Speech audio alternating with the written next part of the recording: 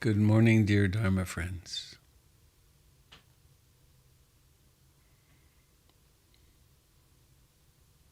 Recording in progress. Thanks, Jim.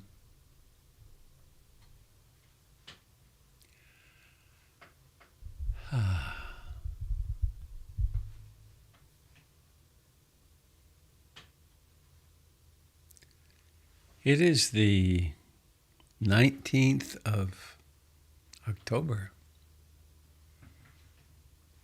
2021. It's dark outside.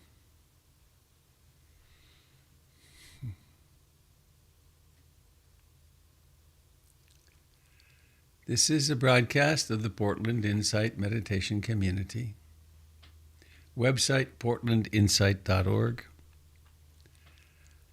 And there's a ton of great information there,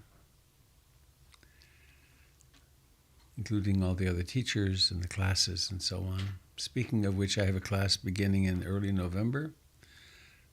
It will be rooted in meditation, of course, but it will be using the text, What the Buddha Taught, which is really a classic.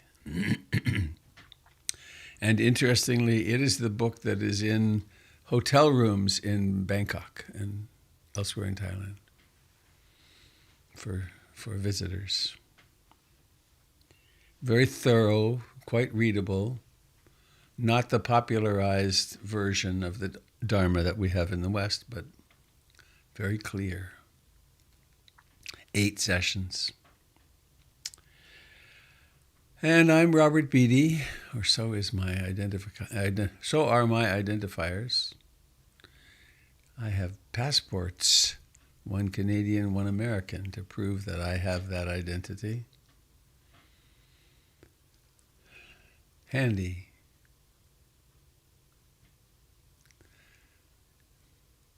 Recently I traveled to Canada and I looked at those little books and I thought, what extraordinary privilege and power there are in having these little pieces of paper, not having just fled from somewhere with nothing. So we come together to practice the Dharma. And I have a short poem from Ramana Maharshi, who at some age, young age, I think it was 12, was walking down the street one day and saw a woman nursing her baby. And what he said was that he saw God pouring God into God. And he never went home. He went to a little hillside, they call it a mountain, but it's just a little hill in South India, where he remained for the rest of his life. And he had hundreds of thousands of followers. It was he who, reportedly when he was dying, one of his students said, Master, he had throat cancer. Master, don't leave us, don't leave us. And Ramana Maharshi responded, leave you? Where could I possibly go?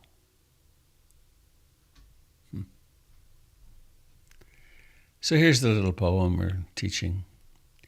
There is no greater joke than this, that being the reality ourselves, we seek to gain reality. We think there is something binding our reality, and that it, the ego, must be destroyed before reality is gained. This is ridiculous. A day will dawn when you will yourself laugh at your efforts. That which is true on the day of the laughter is also true now.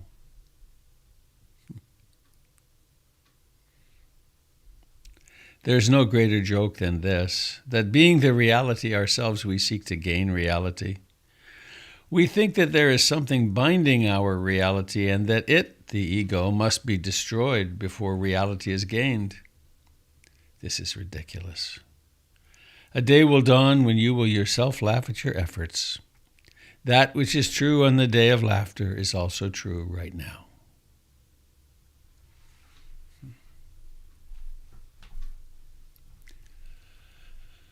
So here we are. I aspire to love and accept myself exactly as I am right here and now.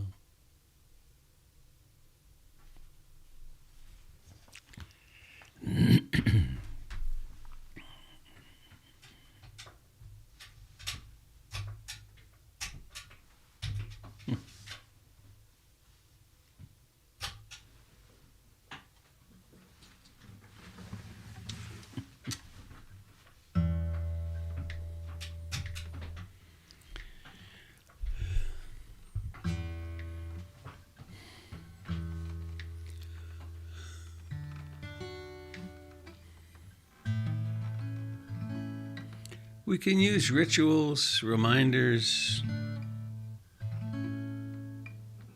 coming together to remind us, what shall I do today? How shall I further my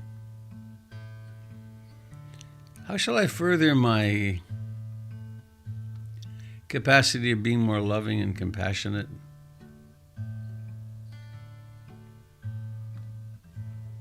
How shall I guide myself in practice?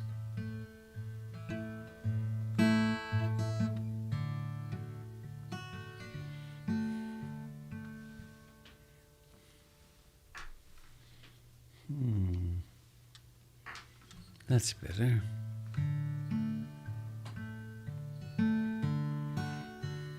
I take refuge in the Buddha, the one who shows me the way in this life. Namo Buddhaya, Namo Buddhaya, Namo Buddhaya.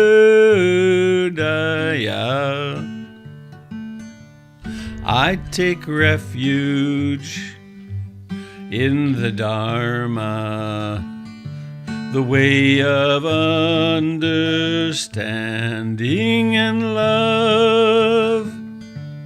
Namo Dharmaya, Namo Dharmaya, Dharmaya, Namo Dharmaya.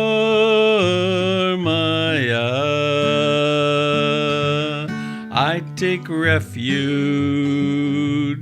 in the Sangha, the community of mindful harmony.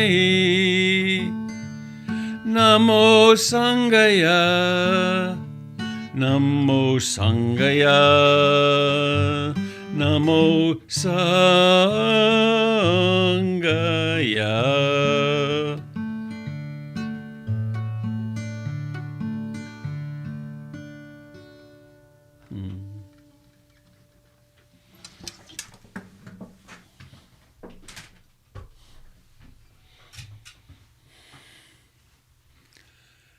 I take refuge in being awake. Awake. Awake to now, to what's happening right now.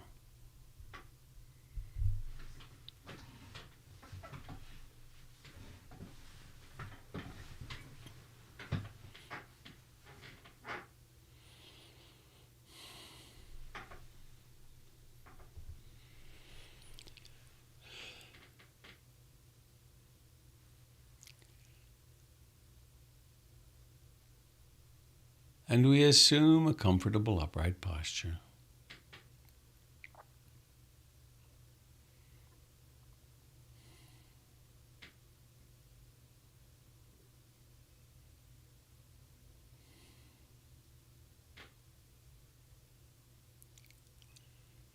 And awareness opens in the body.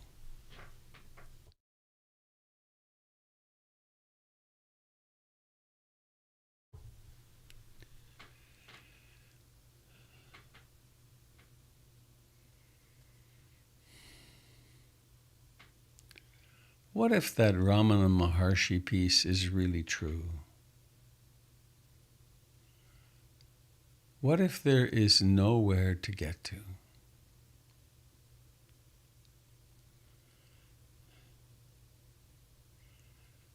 What if in this moment we are already everything?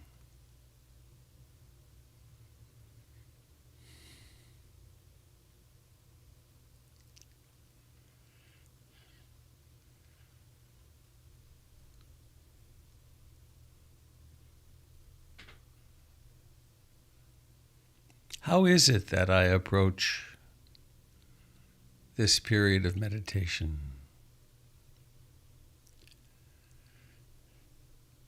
Is there a subtle or not so subtle impulse to change something?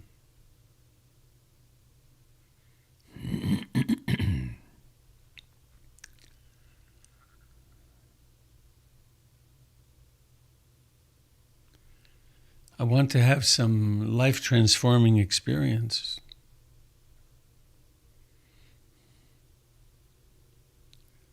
I want something that will end the dissatisfaction and suffering in my life.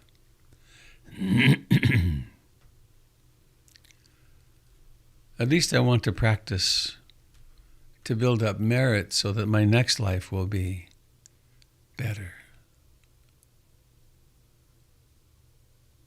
These are all very interesting thoughts, aren't they?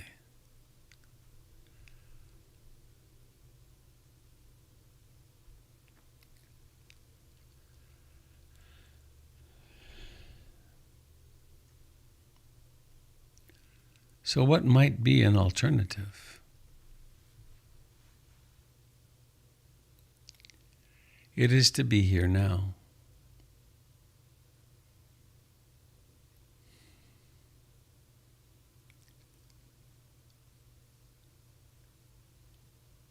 To be present with this breath as it comes out of no-thingness, as it starts.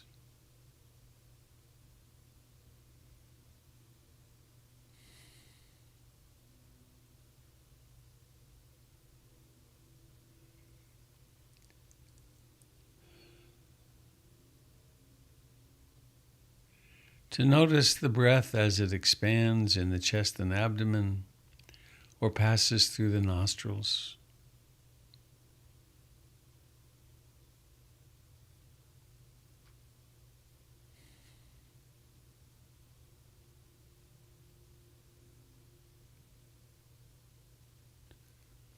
To notice when it comes to fullness, when it changes to declining, and then when it ends.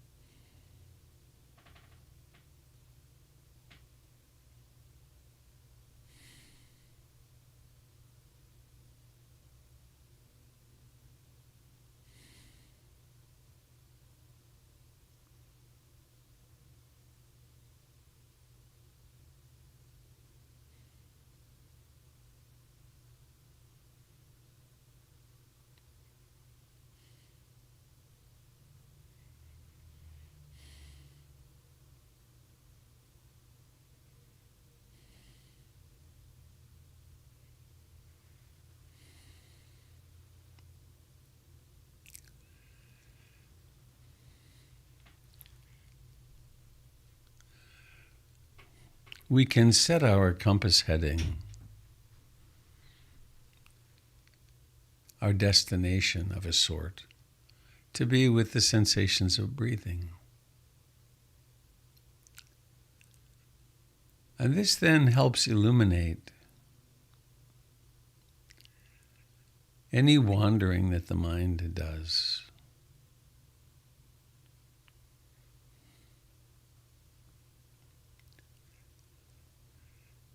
And let's not construe it or create it as a problem that the mind wanders.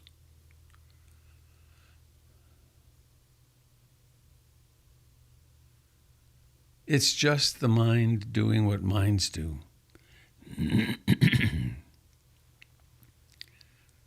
And strangely enough, it's not personal.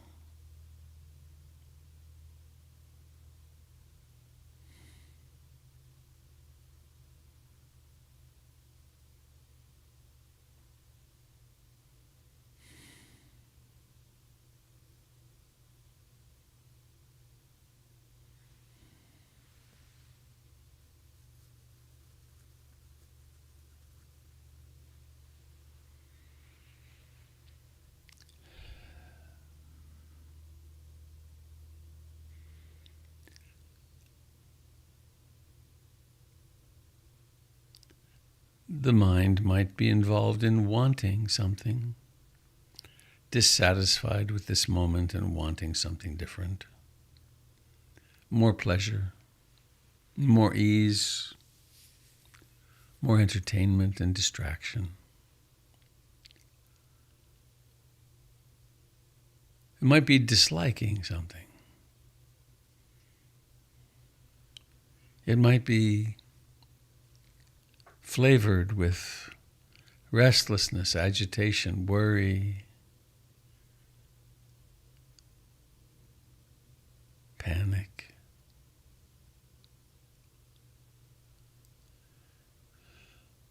Or it might be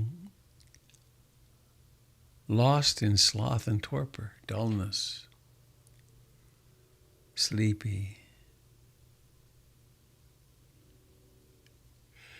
Or there might be doubts, skeptical doubt.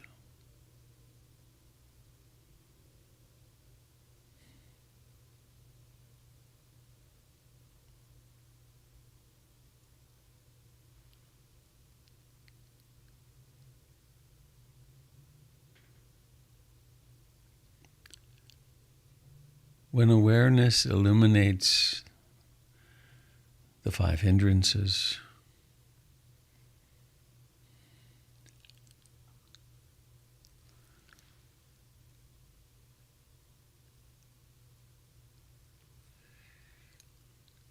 there's already some degree of liberation from them, from identification with them.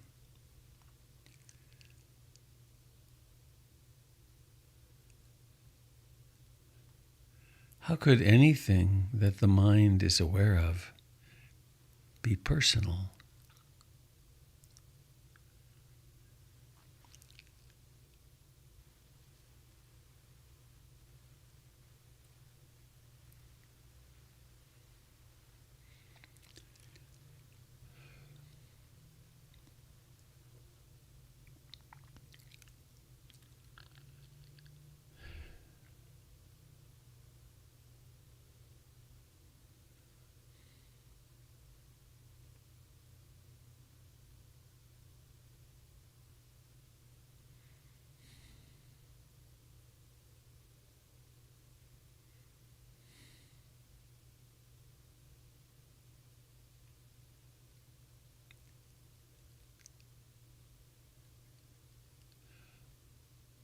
There might also be emotions.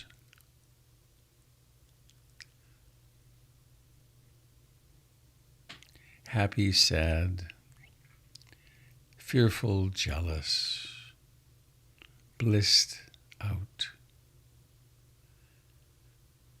There could be quiet, loving kindness or compassion, sympathetic joy. There could be this sweet beauty of equanimity.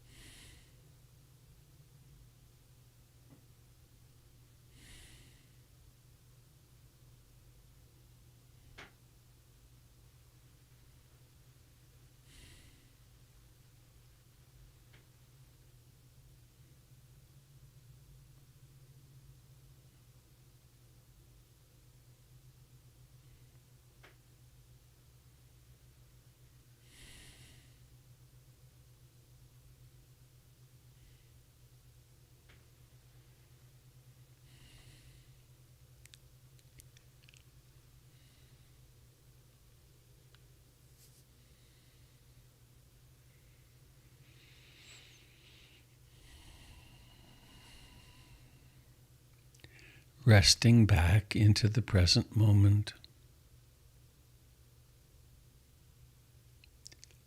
observing how the breath comes and goes by itself.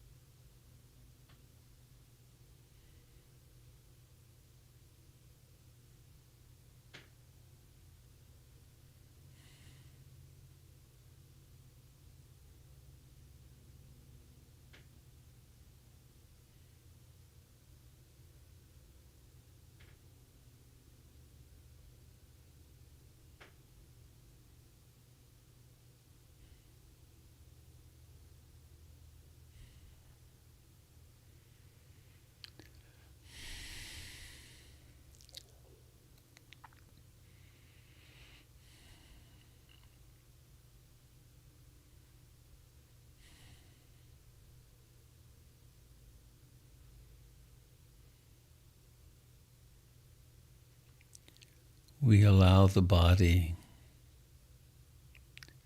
to just sit,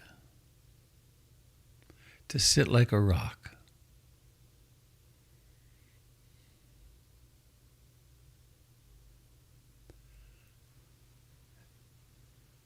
And awareness can inhabit the earth element, the solidity, the heaviness. It's tangible.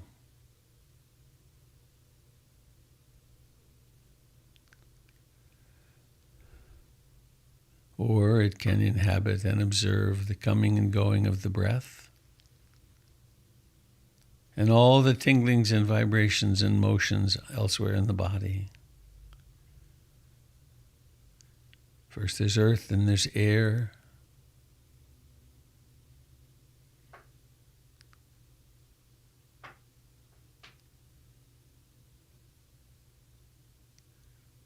You can notice the temperature, the warmth and coolness here and there in the body.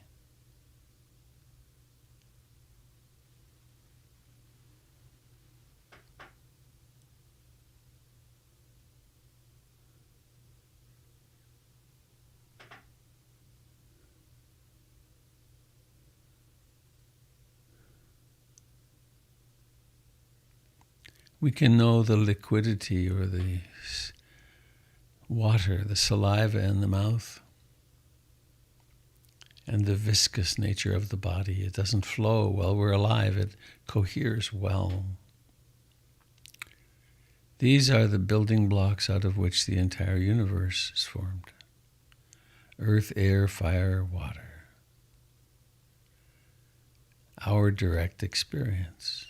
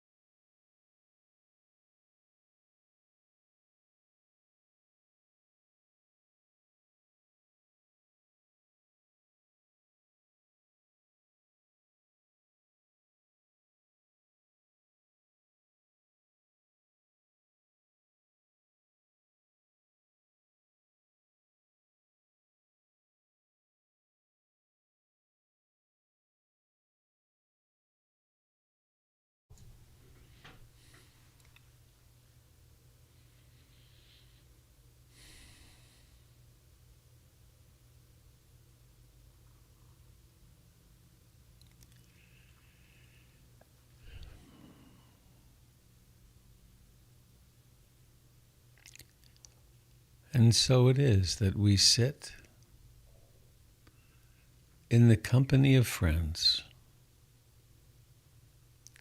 which strengthens us.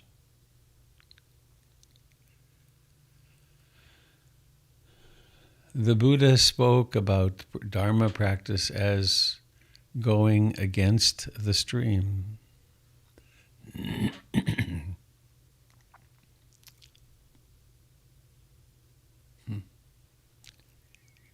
In mountaineering, the single most dangerous activity is crossing streams, especially when they get deep, and even more when they have a glacier at the top of them, because there are chunks of ice that come rumbling their way down the river.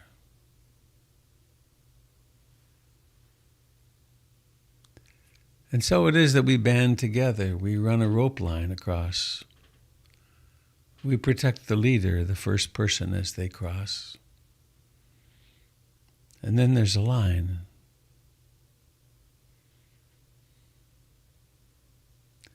One always undoes one's pack straps, make them loose, so you can drop it if you need to.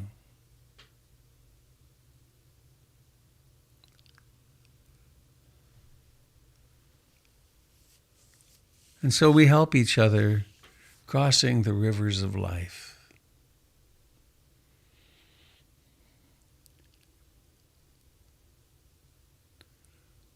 We encounter the inevitability of change.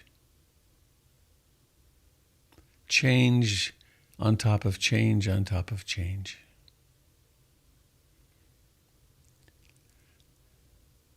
We face the vicissitudes of sickness, failure. We celebrate the good health, the successes.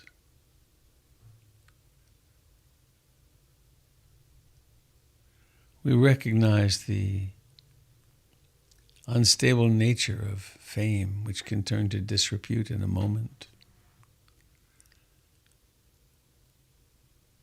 We band together to support each other in our relationships, which are inherently unstable and always end in separation or death.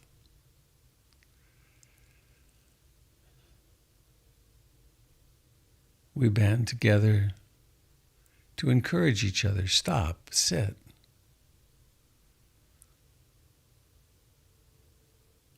Let the river flow past.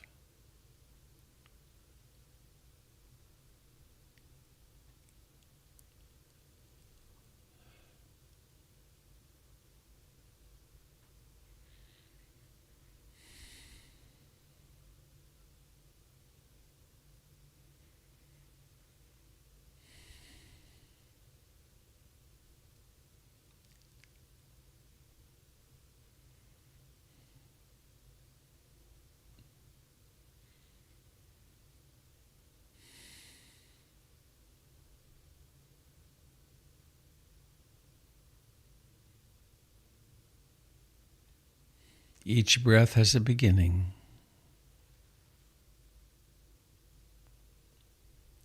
It rises to fullness. It declines and it vanishes.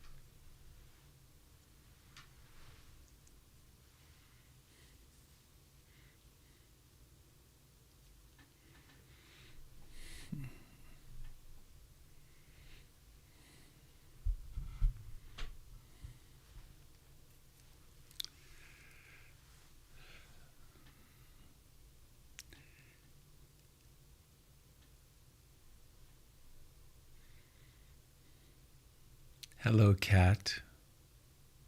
Do you suppose you could look up the link for my class? I can't find it. It's not on the website yet. It was in Connections. And if you could post that in the chat, that'd be great. Totally. Thanks.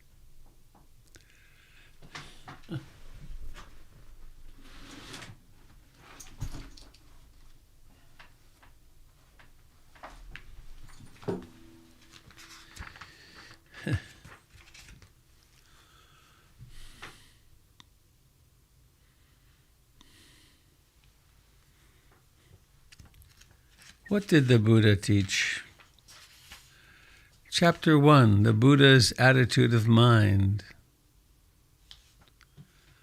Chapter 2, the first noble truth, dukkha. Chapter 3, shockingly, the second noble truth. Chapter 4, the third noble truth. The fourth, chapter 5, the fourth noble truth, the path. Chapter 6, the doctrine of no soul, anatta. Chapter 7, meditation or mental culture, bhavana. Chapter 8, what the Buddha taught and the world of today. 1 chapter a week over about 12 weeks. There's going to be gaps, of course. It's 8 total gatherings.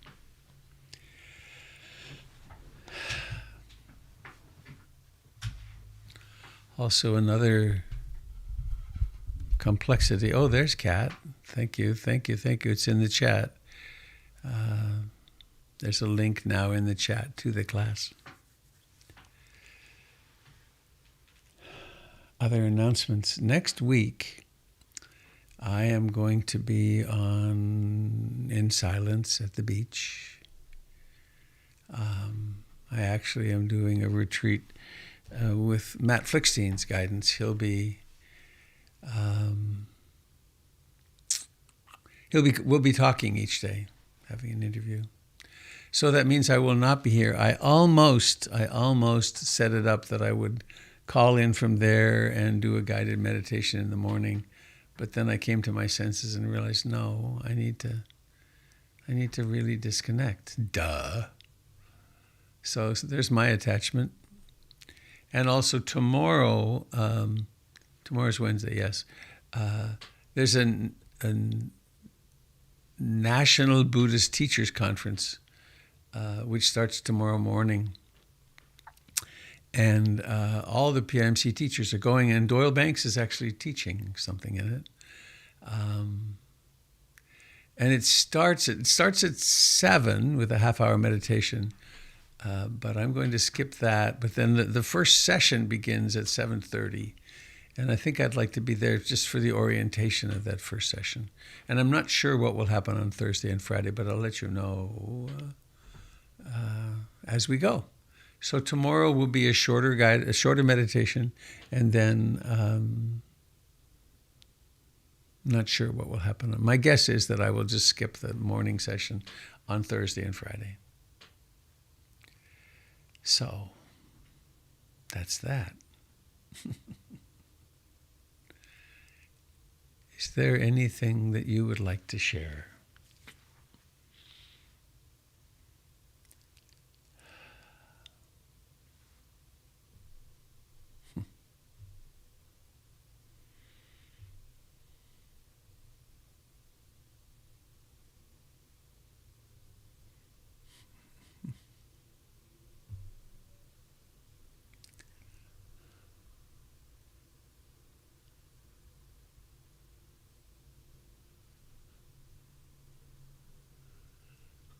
Oh, that picture of the I don't know what I think of this. This is the link for the class. That's the what do you call it? The payment link. He's a bit scary, that guy. Speaking of that, this class, as is everything at PIMC, it really is all on a donation basis. There's a suggested fee, and that helps us pay the bills. there's an opportunity. You can write your own scholarship amount. You can also write in a scholarship amount of more in order to support those who can't pay the full fee. So please keep in mind that at PIMC there really is never a financial obstacle. That's the only way it can be.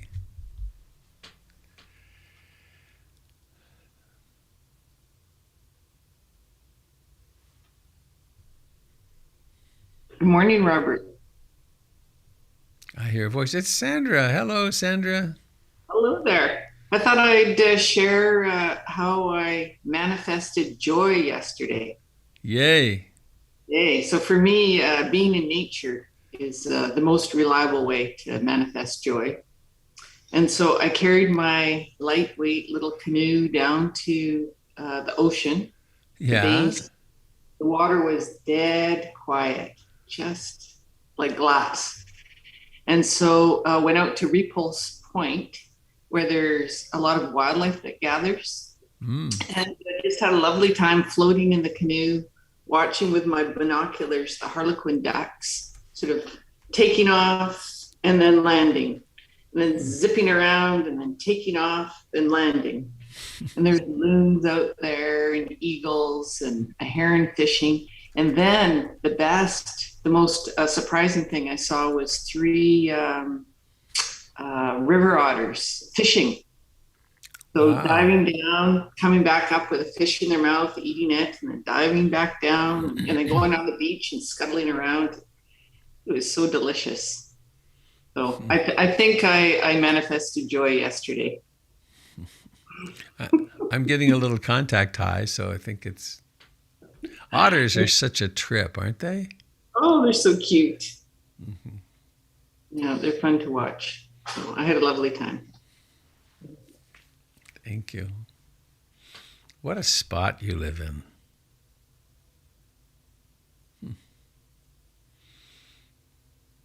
Otters are very cute until they come into your pond and eat your koi. Ah, yes.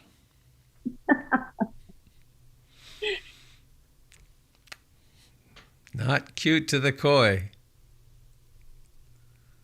Well, I was just going to jump in. Good morning, Sangha. And this didn't happen recently, but it still just resonates. If you've ever seen baby skunks, neighbors of ours, I know it sounds like who wants to see them?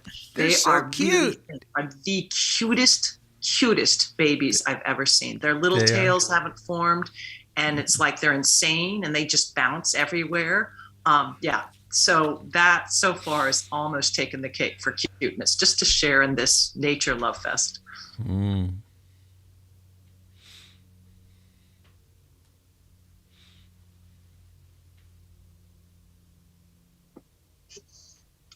Good morning, Robert. It's Joe. It's Joe. Hello, Joe. I awoke on an in-breath.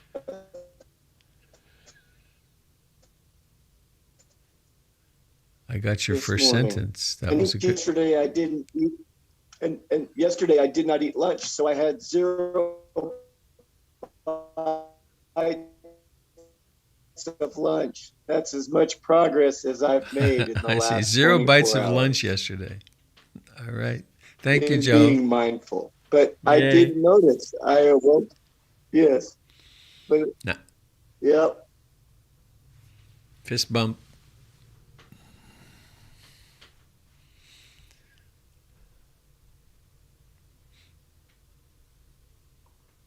I'd like to second the appreciation of baby skunks.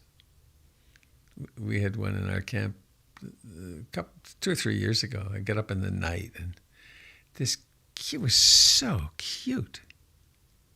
Oh. And you're right, it was bumping into things. It was like, Yeah. I'd like to give a thank you, a shout out, as they say, to the group of people who have been working in the garden. Is anybody here from that collective? There's been several emails. Hi, Rebecca. The garden in front of my office looks great. It's like it finally got shorn and whatever that was fuchsia that was taking over. Man, it's invasive. That's in 1 year. It just, yeah. Yeah, so I'm very admiring and grateful for that group who are doing that work. Big stuff happening at the center. I got a tour. I have a meeting there again today, and it's powerful what they're doing.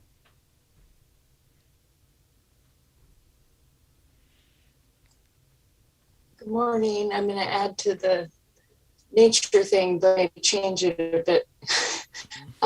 So in the mornings, right now we have one lamb that I'm feeding, so I have to shake up the bottle to make the make the milk for the lamb.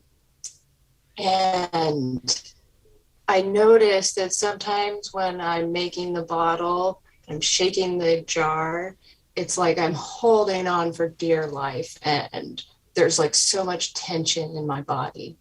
And then other times I'm making the bottle and it's like I'm lovingly making a bottle. And I feel like that is just where we're at in every moment, right? Is sometimes we're like grabbing on to like what's happening. Oh, I'm unstable. Sorry. Oh. Or we can just let it be. And I'm having a harder time letting it be. I'm grabbing on. Are you grabbing on, or is it grabbing on? I don't imagine there's any intention in the grabbing on.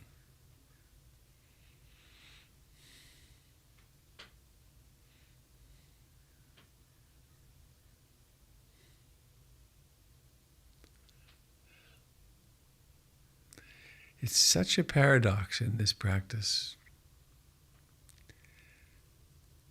We form the intention to practice.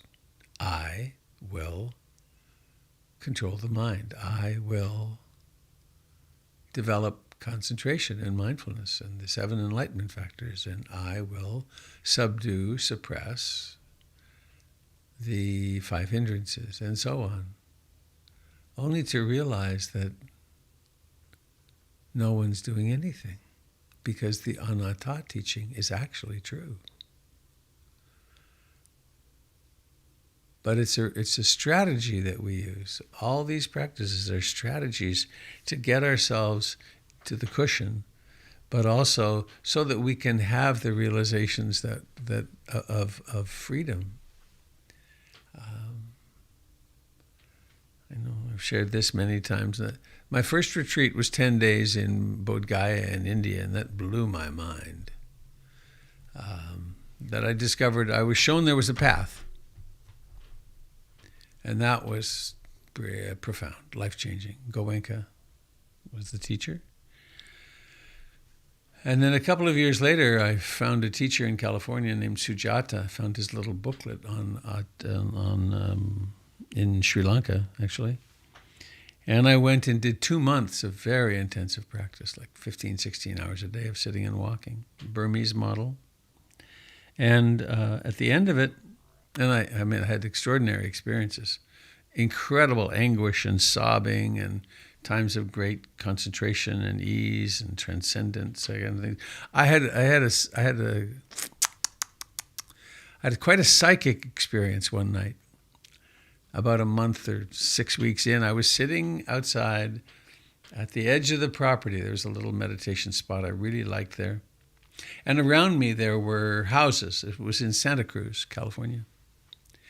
And all of a sudden, I could hear what everybody was saying in all the houses around us. And it was not ordinary hearing. It was a kind of clairaudience. And it was very intrusive.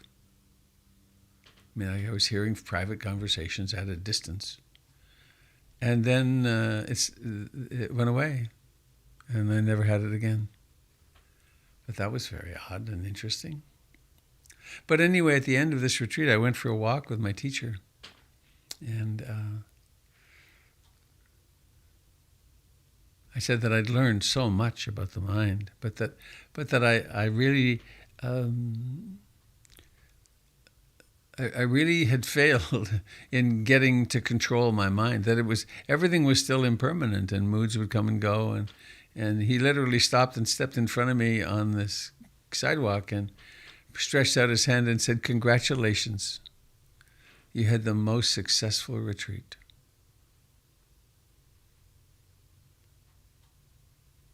So it's not about control. It's really about recognizing what's happening now, what's happening now, what's happening now, and developing the capacity to be with whatever is happening now. And we never know what the next minute will bring us. I mean, it's easy to say, but we just don't know. Where will we be tonight? We don't know. I don't know. My plan is to be here.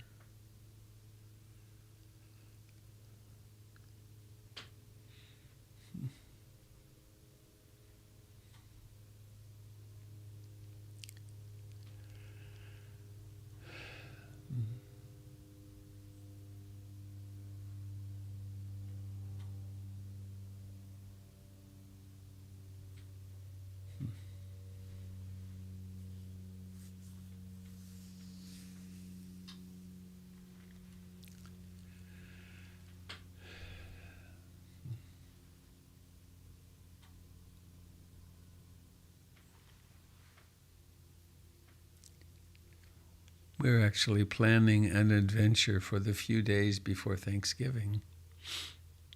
I think it's the 17th. Jennifer and I will be on the plane for Fort Lauderdale, where we will be picking her mom up from memory care and quickly giving away, I guess, the furniture that we bought for her just recently, 6 months ago, and moving her to a place here in Portland. That with no one there to care for her, to supervise. Jennifer went to visit recently, and it was appalling. She had put together 27 beautiful little pictures of the family for Rita, her mom, and they were still to be put in her room, and they were still in the box. And no one was doing her laundry. It was neglect. Once she's out of there, Jen will write a letter to the agency that oversees such things. Terrible, terrible. And so there's no question, but we have to move her here, and that's a little scary because she's softened a lot with the dementia. She used to be really quite hurtful and angry. It's a challenge for Jen because this was not a mom who was. She had a lot of hurt in her, but she's changed a lot with the dementia. So that will be quite an adventure, I think. We are going to stay on the beach. She's in Plantation, which is 20 miles inland. And we're staying at Hollywood Beach. I think it's Hollywood Beach, right on the ocean, which is where Jen grew up. So we'll get to have an early morning swim and then go do our stuff with Rita. We're bringing her to Touchmark, which is, we've done a lot of research, and Jen knows one person who's worked there for 23 years, and they have a marvelous philosophy of care, and they actually seem to follow it. So she'll get much better care here, and we can visit.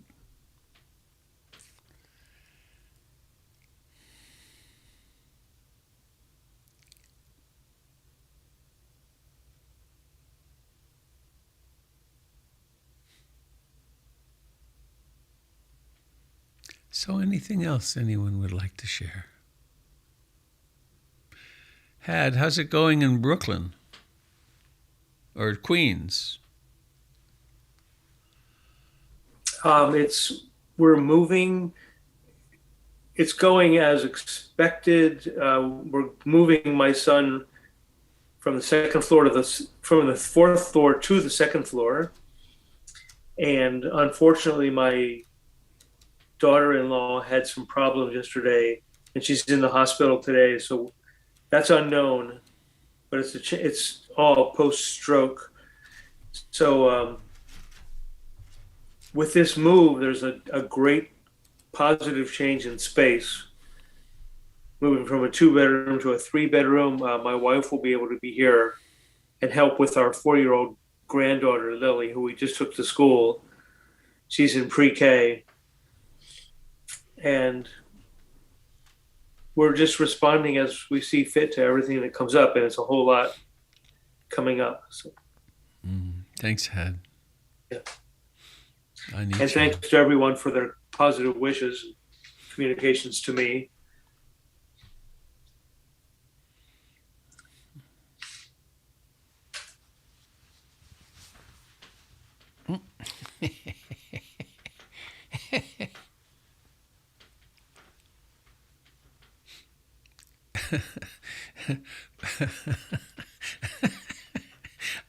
This is silly laughter. I don't know if I can show you or not. I hurriedly buttoned my shirt on the way out here, and it turns out that... anyway, you're not supposed to button the outer shirt into the inner shirt. Oh dear! I think it's a revolution in layering, Robert. I think you've invented it. You think it's a trans level layering? Yep. Mm-hmm. It'll If be anyone all can over pull it Vogue off. next week. All over Vogue. Do you think I could get on the front cover of, maybe Gentleman's Quarterly with my shirt misbuttoned? I think Vogue Switzerland, you're there. I see. Vogue Switzerland. All right.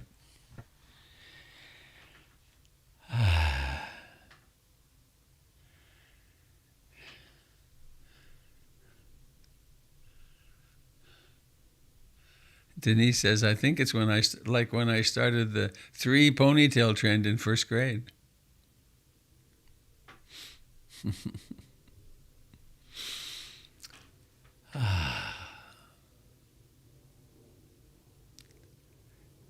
It's quite a trick, isn't it, to be open to the suffering in the world and still have some balance in our lives, to not get eaten by it.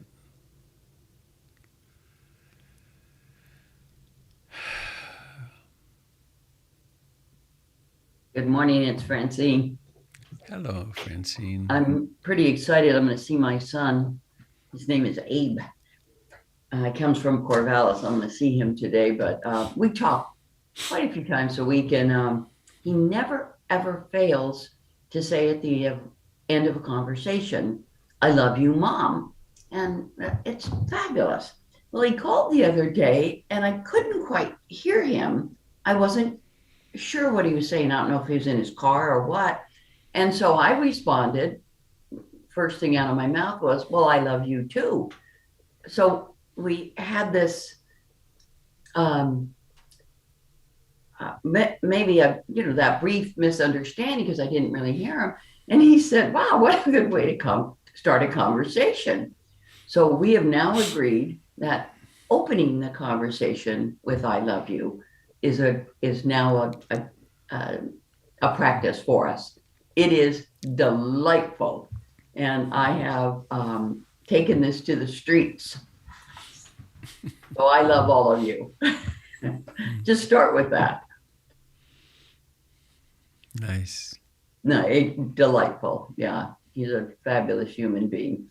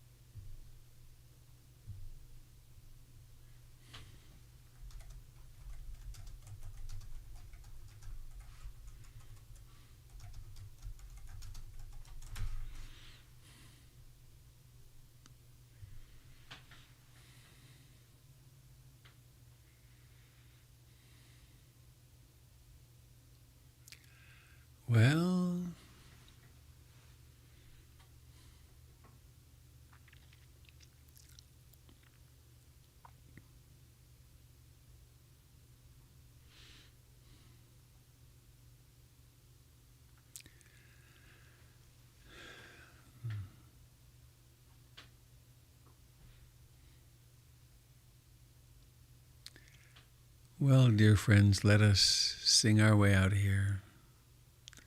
May all beings receive all blessings. May all beings be free from suffering. May all beings remember our true great nature. Bhavatu Sabe Mangalam. Bhavatu Sabe Mangalam. Bhavatu Sabe Mangalam. Sadhu, sadhu, sadhu. Good morning, dear friends. Thank you all. Have good days.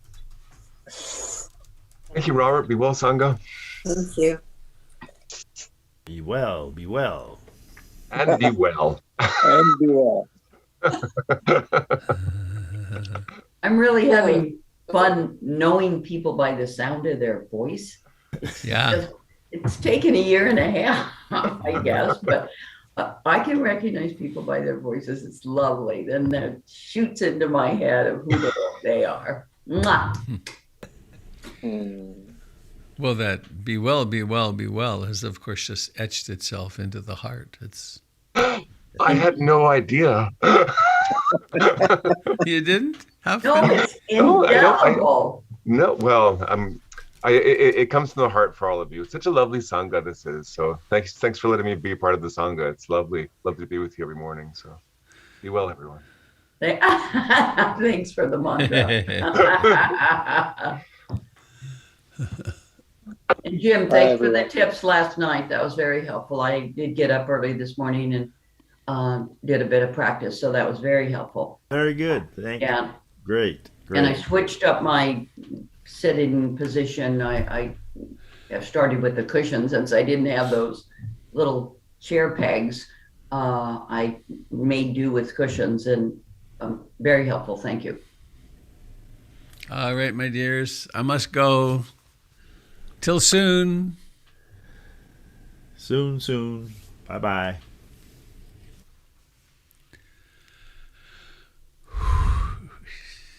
Oh. Goodbye, dear friends.